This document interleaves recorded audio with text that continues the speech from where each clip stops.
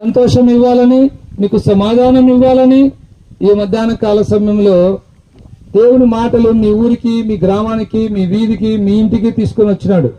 మీరందరూ ఎక్కడున్నా కూడా కొన్ని నిమిషాలు యొక్క దేవుని మాటలు మీరందరూ కూడా విని దేవుని యొక్క దీవెనలు పొందాలని ప్రేమతో మిమ్మల్ని మేము ఆహ్వానిస్తా ఉన్నాం. మా చేతిలో ఉన్న పుస్తకం పేరు బైబిల్ అంటారండి. ఈ బైబిల్లో మార్కు సువార్త 1వ అధ్యాయము 5వ వచనంలో ఒక మాట ఉంది. ఏంటి ఆ మాట అంటే, మారు మనస్సు పొంది సువార్తను నమ్ముడి అనే మాట రాయబడి ఉందండి. అవునండి, మానవుల మీద మనం అందరం కూడా మారు మనస్సు పొందాలా. మారు మనస్సు ప్రతి ఒక్కరికి కూడా అవసరమే. ఎందుకు మారు మనస్సు అవసరము అంటే, ప్రేమైన సోదరి సోదరుడా, మానవ జన్మము పాప భూయిష్టమైనటువంటిది. మానవుడు పాపములో పుడుతున్నాడు, పాపములో పెరుగుతున్నాడు, పాపములో జీవిస్తున్నాడు, పాపములో సుఖిస్తున్నాడు, పాపములో మరణిస్తా ఉన్నాడు.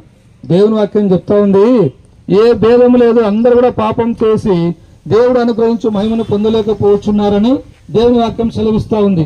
ఈ పాప హృదయంతో మనం దేవుణ్ణి చూడలేం, ఈ చెడ్డ హృదయంతో మనం పరలోకం చేరలేం. కనుక మనం ఈ లోకంలో ఉండగానే మనం మార్పు చెందాలా, మన జీవితం మారిపోవాలా. కనుక మనం మార్పు చెందాలంటే మనం ఏం చేయాలా, ఎందుకు మనం మార్పు చెందాలా, మన పాపాలు ఏ విధంగా తొలగిపోతాయి, మనం ఏ విధంగా స్వర్గరాజ్యంలో మనం ప్రవేశిస్తాం, కొన్ని మాటలు మేము చెప్తాం ఈరోజు, దయచేసి వినండి. చూడండి, యేసు క్రీస్తు ప్రభుల వారు సృష్టికర్త అయినటువంటి దేవుడు, మానవుని సృష్టించినటువంటి దేవుడు, సమస్తాన్ని కలుగజేసినటువంటి దేవుడు. మానవుడు పాపంలో నశించుట దేవునికి ఇష్టం లేదు.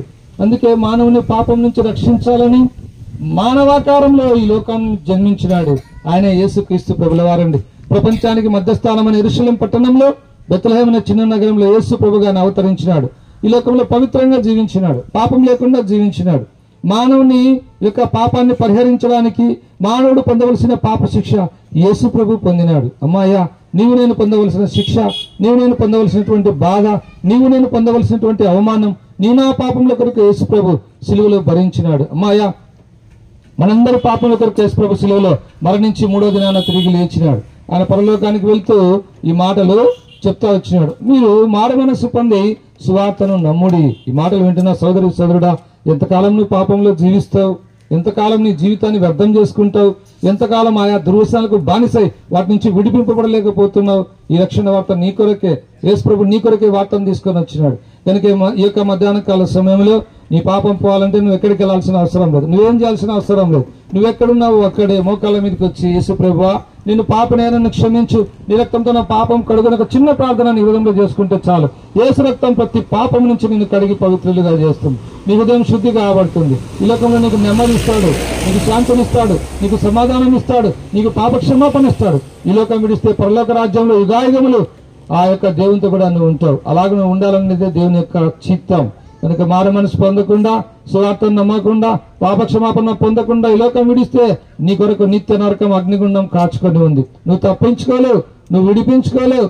ఇదేదో మేము భయపెట్టడానికి మేము చెప్పే మాటలు కాదు, కానీ దేవుని వాక్యం సెలవిస్తా ఉంది, దేవుడు మాట్లాడుతూ ఉన్నాడు. కనుక ఈ మాటలు వింటున్న సోదరి సోదరుడా, ఇప్పుడే యేసు ప్రభుని నీ సొంత రక్షకులను అంగీకరించి నువ్వు పాపం నుంచి విడుదల పొందాలని ప్రేమతో మేము మిమ్మల్ని ఆహ్వానిస్తా ఉన్నాం. ప్రభునేసందు విశ్వాసం ఉంచండి, అప్పుడు మీరు మీ ఇంటి వారిని గొప్ప ఆత్మరక్షణ, పాపక్షమాపణ, పరలోక రాజ్యం మీరు పొందగలరు. యేసు ప్రభుల వారి గురించి మీకు ఇంకా తెలుసుకోవాలని ఆశ మీలో ఉంటే ఇక్కడ కూలూరు గ్రామంలో బహిర్సభ ప్రార్థనా మందిరం ఉంది. అక్కడ ప్రతి ఆదివారము పరిశుద్ధ ఆరాధన జరుగుతుంది.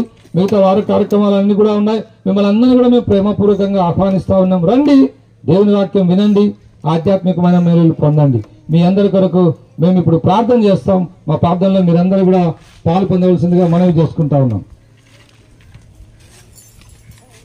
ప్రేమ నమ్మకంగా యేసు ప్రభువా మీ పాదములకు వందనాలు. మారు మనసు పొంది రక్షణ సువార్తను నమ్ముడని ప్రజలతో ప్రభావ మీరు మాట్లాడుతూ వచ్చినందులకై వందనాలు. ప్రభావ మానవుని మనస్సు మారాలని, ప్రభావ పాపక్షమాపణ పొందాలని లోకానికి దిగి వచ్చినారు, సిలువలో ప్రాణం పెట్టి తిరిగి లేచినారు. ఈ సత్యం ఇక్కడ ప్రజలందరూ ఉన్నారు. ప్రభావ వారిలో మీకు ఆరంభించు, మీ చిత్తంలో మీ ఏర్పాట్లో ఉన్నారని రక్షించుకున్నాను. ప్రభావ ముందుకు వెళ్తున్న మీ ఆత్మాభిషేకం గురించి మీరు మహిమ పొందమని యేసు నామమున ప్రార్థిస్తున్నాం మా తండ్రి, ఆమేన్.